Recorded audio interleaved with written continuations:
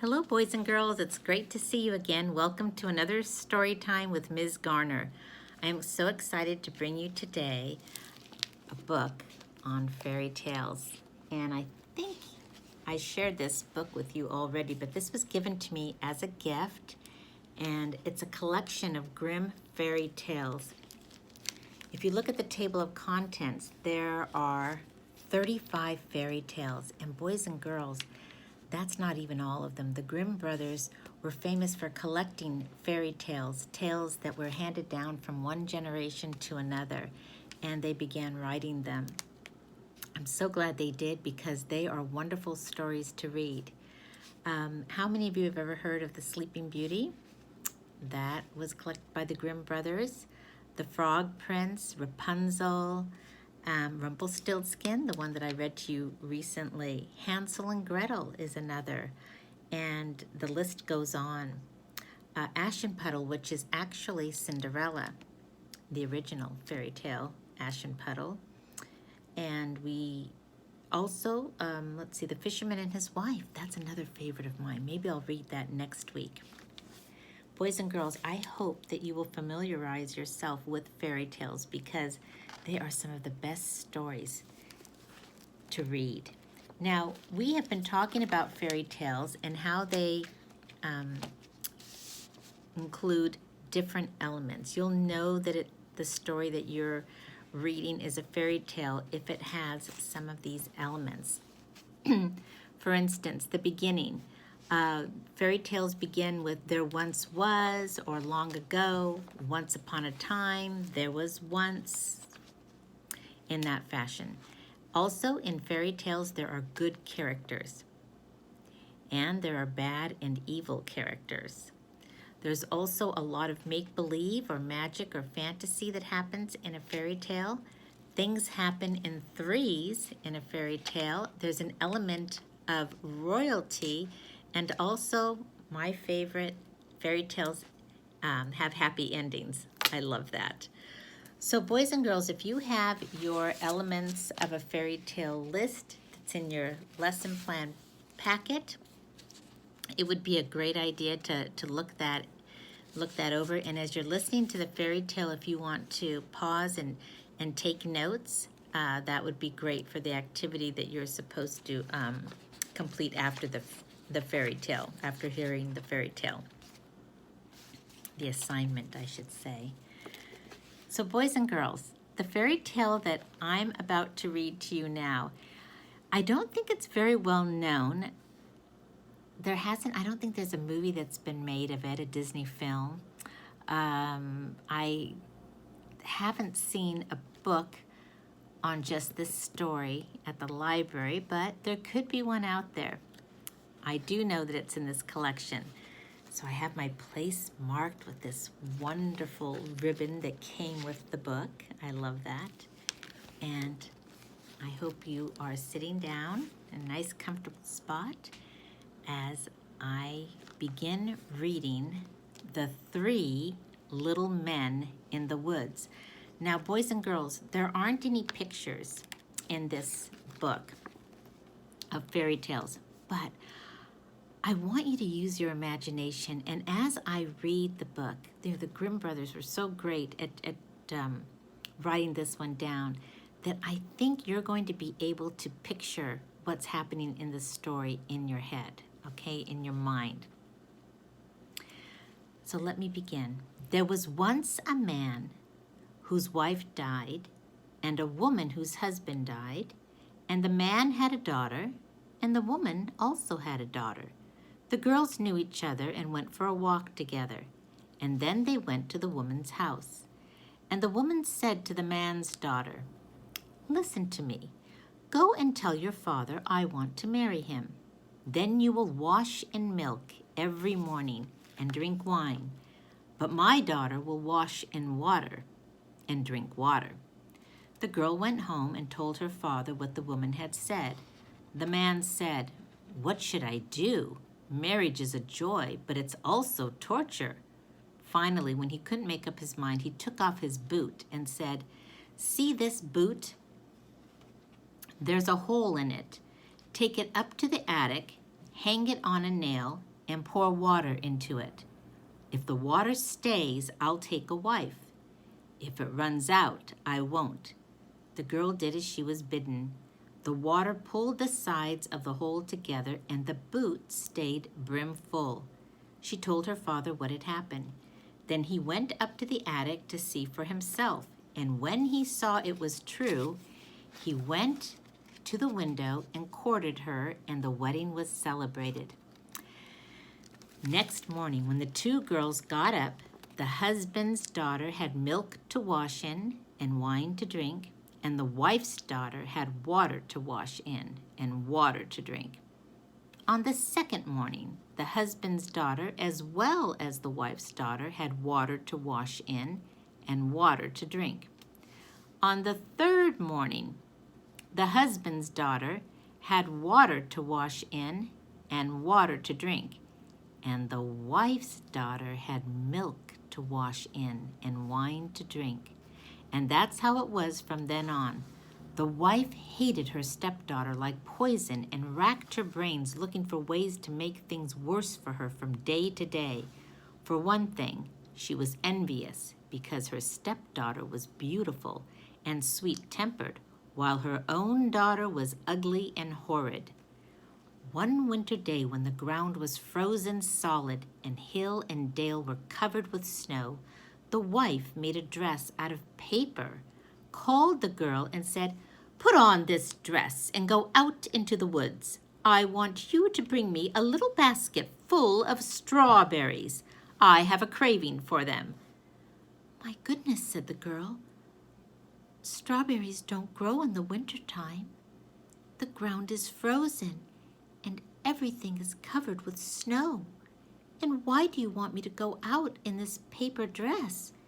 It's so cold. Your breath freezes.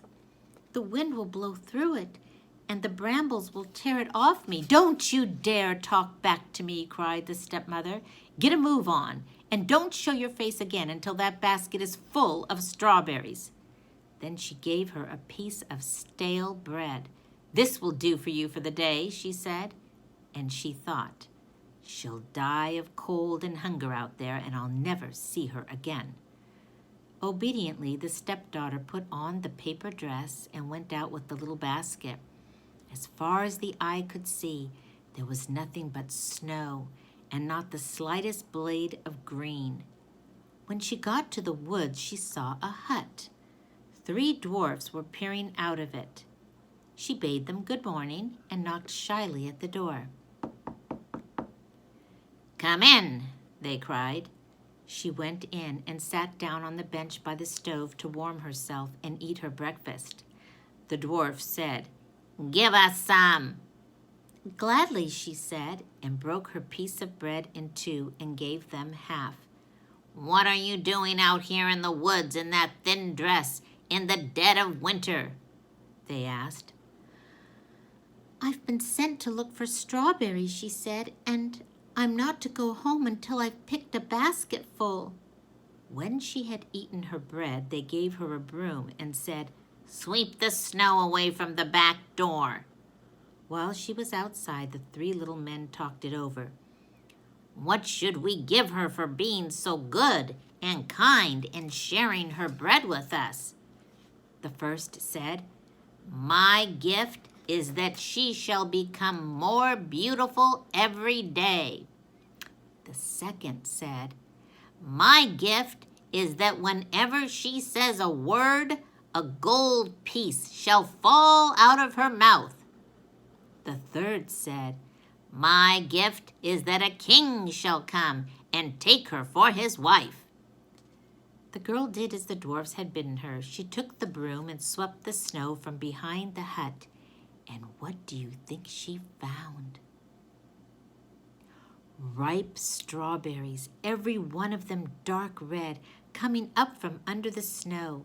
In her joy, she picked until her basket was full, thanked the little men, gave each of them her hand, and ran home to bring her stepmother what she had asked for. When she went in and said, "Good evening," a gold piece fell from her mouth. Then she told them what had happened in the woods, and as she spoke, The gold pieces kept falling out of her mouth so that the floor was soon covered with them. "Of all the arrogance," said her stepsister, "throwing money around like that." But in her heart she envied her and wanted to go out into the woods and look for strawberries. Her mother said, "No, no, my darling daughter, it's too cold. You'd freeze to death." But the daughter gave her no peace, and in the end she let her go. She made her a beautiful fur coat to wear and gave her sandwiches and cake to take with her. The girl went to the woods and headed straight for the hut. Again, the three dwarfs were peering out, but she didn't say good morning or honor them with so much as a glance. Without a word of greeting, she stomped into the hut, sat down by the stove, and began to eat her sandwiches and cake. "Give us some," the little men cried out, but she replied, "How can I when I haven't enough for myself?" When she had finished eating, they said, "Here's a broom. Go and sweep around the back door." "Pooh! Go do your own sweeping," she said. "I'm not your maid." When she saw they weren't going to give her anything, she went outside. The little men talked it over. "What shall we give her for being so horrid and having a wicked, envious heart and never giving anything away?" The first said, "My gift is that she shall become uglier every day." The second said, "My gift is that whenever she says a word, a toad shall jump out of her mouth." The third said, "My gift is that she shall die a cruel death." The girl looked for strawberries outside the hut, and when she didn't find any, she went peevishly home. And when she opened her mouth to tell her mother what had happened, a toad jumped out at every word, and everyone thought she was disgusting.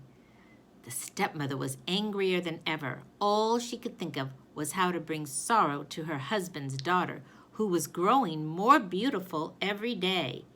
In the end, she took a kettle, put it on the fire, and boiled yarn in it.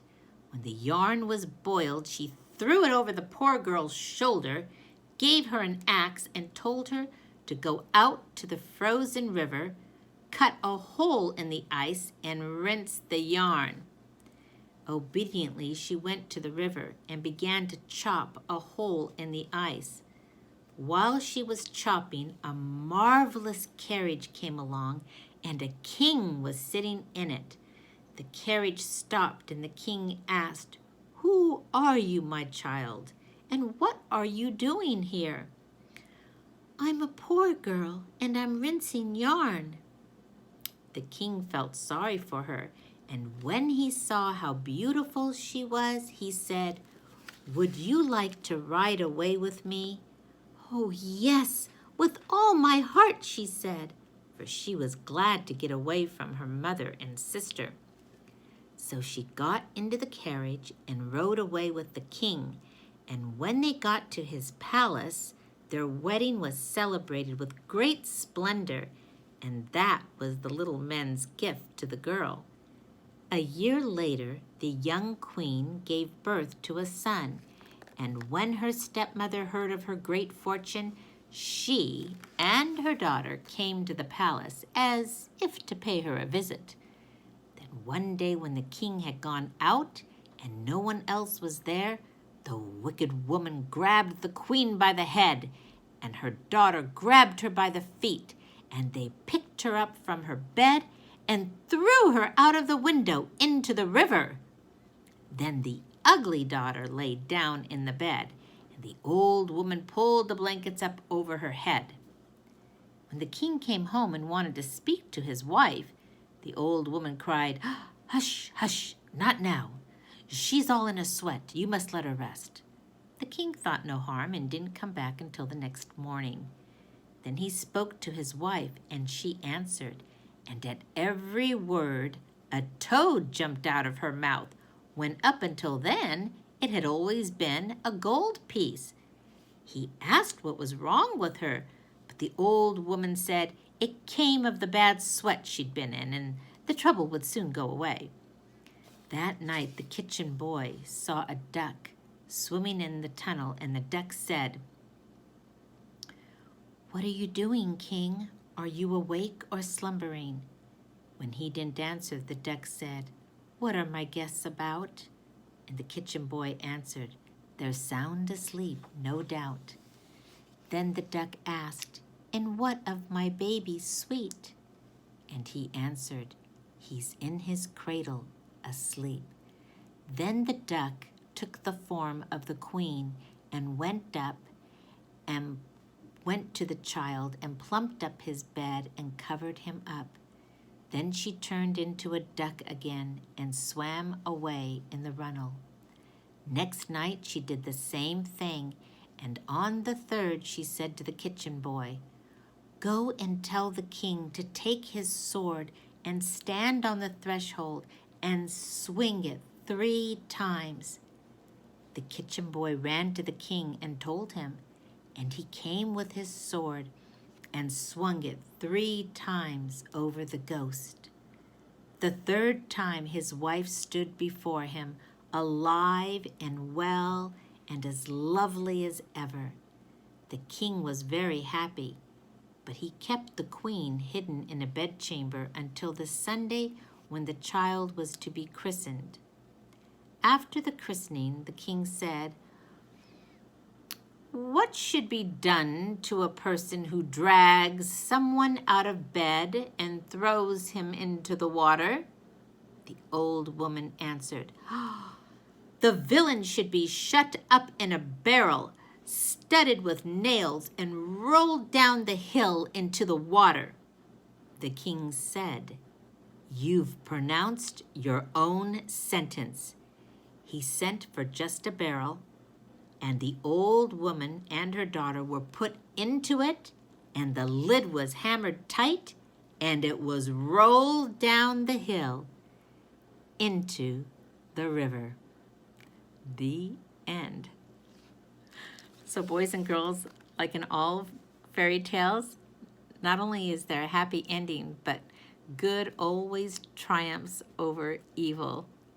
So I hope you enjoyed that fairy tale, and I hope you were able to make note of all the elements from a fairy tale that were on your list. I hope you were able to connect them to what was happening in the book. And for your assignment, boys and girls, you can go ahead and next to each element of a fairy tale, you can write down what you heard. And if you need to go back and listen to it again, then you can. So I'll look forward to reading and discussing which elements you identified in the fairy tale of the 3 little men in the woods. I hope you enjoyed it. I'll see you tomorrow, boys and girls. Bye-bye.